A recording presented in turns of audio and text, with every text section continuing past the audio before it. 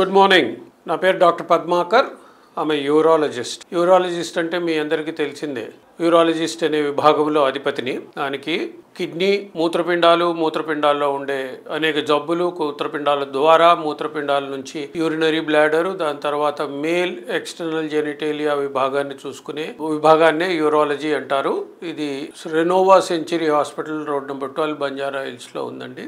దానికి హెచ్ఓడిగా ఉన్నాను. మూత్రపిండాల్లో రాళ్ళు అనేవి కామన్ గా చూస్తూ ఉంటాం. చాలా మందితో మనం అందరికి ఈ జబ్బు చాలా మందికి పరిచయమే. కారణాలు జన్యుపరంగా వచ్చే కారణాలు ఉంటాయి. అవి ఏంటంటే పుట్టుకతోనే మన ముక్కు, ముఖం రంగు ఏ విధంగా మన తల్లిదండ్రులు మనకి ఇచ్చే కొన్ని జెనెటిక్ ట్రాన్స్మిషన్ లో ఈ రాళ్లు తయారు చేసే గుణం కూడా కొంతమందికి ఉంటుంది. అది కొన్ని సంవత్సరాల వరకు డెవలప్ కాకపోయినా తర్వాత ఆహారపు అలవాట్లు మారటం మూలాన పెరిగే కొద్దీ తనలో రాళ్లు తయారయ్యి అవి ఇబ్బంది కలిగిస్తూ ఉంటాయి. అవి కాకుండా మరి ముఖ్యంగా మన సొసైటీలో ఈ రాళ్లు తయారు చేయడానికి కారణం ఈ శరీరంలో ఉండే ఎక్కువ ఖనిజ లవణాలు అంటే calcium, phosphates and uric acid అనేవి ఎక్కువగా మాత్రంలో ఉండటం మూలాన అవి రక్తం నుంచి కిడ్నీలో ఫిల్టర్ అయ్యి అక్కడ స్టోన్స్ గా డెవలప్ అవుతూ ఉంటాయి అన్నమాట. అది ఒక రోజులో అవ్వవు. స్టోన్ అనేది ఒక 1 mm స్టోన్ తయారు కావడానికి 1 సంవత్సరం పడుతుంది. స్టోన్ అనేది ఒక 2 mm స్టోన్ అనేది కానీ అల్ట్రాసౌండ్ లో తెలిస్తే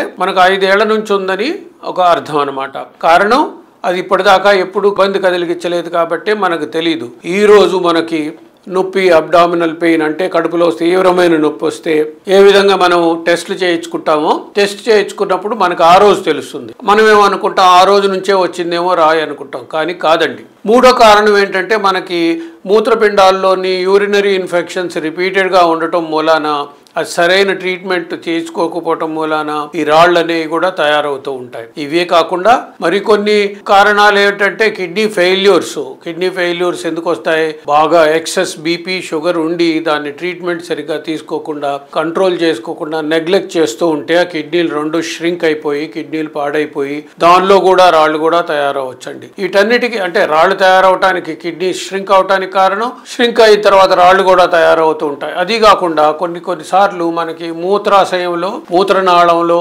కిడ్నీలో, యూరెటర్లో, బ్లాడర్లో, ప్రాస్టేట్, పెద్దవాళ్లలో ప్రాస్టేట్ అనే గ్రంథి పెరుగుతూ ఉంటుంది. ఇది కేవలం యూరినరీ బ్లాడర్ కింద ఉంటుంది. ఇది న్యాచురల్ గా వచ్చేదే. కొంతమందికి 50-60 ఏళ్ళు పైబడ్డ వాళ్ళలో ఈ రాళ్ళు మూత్రం సరిగ్గా విసర్జించకపోవటం, మాటిమాటికి యూత్రానికి పోవటం, దాని లోపల యూరిన్ అనేది చాలా వరకు లోపల స్టాగ్నేట్ అయి ఉండటం మూలాన దానిలో ఉండే మామూలుగా ఉండే ఫిల్టర్ అయ్యే కాల్షియం, ఫాస్ఫేట్, ఆక్సలేట్స్, ఇన్ఫెక్షన్స్ ఇవన్నీ సాలిడిఫై అయ్యి ఒక స్టోన్ కాస్తుంది. అంటే పెద్దవాళ్లలో, మగవాళ్లలో యూరినరీ ప్యాసేజ్ అబ్స్ట్రక్షన్ వల్ల వచ్చేది. అది ప్రాస్టేట్ వల్ల కావచ్చు.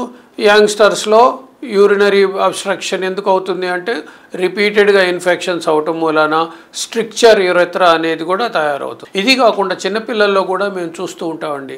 అదేంటంటే విటమిన్ ఏ డెఫిషియన్సీ ఉన్న వాళ్ళలో ఈ స్టోన్ ఫార్మేషన్ అనేది ఎక్కువ ఉంటుంది. విటమిన్ ఏ డెఫిషియన్సీ ఎందుకు వస్తుంది?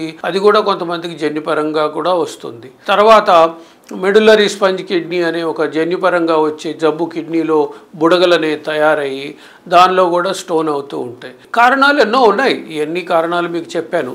కాకపోతే ఇవన్నీ ఎలా మనకు తెలుస్తాయి, ఉన్నాయో లేదో అని తెలుసుకోవటానికి కేవలం కొన్ని సిమ్టమ్స్ ద్వారా మనం తెలుసుకోవచ్చు. ఏ విధంగా? మూత్ర విసర్జన ప్రతిరోజు బాగానే ఉంది, ఈ రోజు ఎందుకు మంట పుడుతుంది, ఈ రోజు ఎందుకు రంగు మారింది, ఈ రోజు మూత్ర విసర్జన చేసేటప్పుడు పూర్తిగా ఫ్రీగా ఎందుకు కావట్లేదు, ఈరోజు మాటిమాటికి మంట పుట్టుతూ వస్తుంది ఈ మూత్ర విసర్జన చేసేటప్పుడు అనేవి చాలా వరకు మనం గమనించాలి.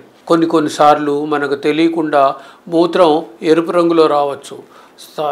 మూత్ర విసర్జన తర్వాత అప్పుడప్పుడు 1-2 చుక్కలు బ్లడ్ కూడా పడవచ్చు. ఇలాంటి సిమ్టమ్స్ కానీ మనలో కనిపిస్తే వెంటనే డాక్టర్ని సంప్రదించండి, యూరాలజిస్ట్ని సంప్రదించండి. చాలా సింపుల్ టెస్ట్ల ద్వారా ఒక యూరిన్ ఎగ్జామినేషన్, ఒక సింపుల్ అల్ట్రాసౌండ్ స్కానింగ్, ఒక సింపుల్ ఎక్స్రేలో చాలా వరకు 70-80% వరకు ఈ రాళ్ల ప్రాబ్లం అనేది మనం టెస్ట్ల ద్వారా తెలుసుకోవచ్చు. తద్వారా కారణం తెలుసుకొని ట్రీట్మెంట్ అనేది తొందరగా మొదలు పెడితే ఈ క్రానిక్ కిడ్నీ ఇన్ఫెక్షన్స్ రాకుండా, క్రానిక్ కిడ్నీ ఫెయిల్యూర్ కాకుండా, ఈ ఇన్ఫెక్షన్స్ అనేది రిపీటెడ్గా రాకుండా ఈ రాళ్ళని ఈజీగా ట్రీట్ చేసుకోవచ్చు. పాత రోజుల్లో, పాత పద్ధతుల్లో రాళ్ళకి కిడ్నీలో కానీ, యూరెటర్లో కానీ, బ్లాడర్లో కానీ స్టోన్స్ ఉన్న వాళ్ళల్లో పొట్టకోసి కిడ్నీ దాకా వెళ్ళి కిడ్నీ కోసి దాని ద్వారా రాళ్ళు తీసేయాల్సిన పరిస్థితి ఉండేది. తద్వారా హాస్పిటల్లో 6 నుంచి 7 రోజుల వరకు, 6 రోజుల వరకు పేషెంట్ రోగి హాస్పిటల్లో ఉండాల్సి వస్తుంది. ఖర్చు కూడా ఎక్కువే. కానీ ఇప్పుడు ప్రస్తుత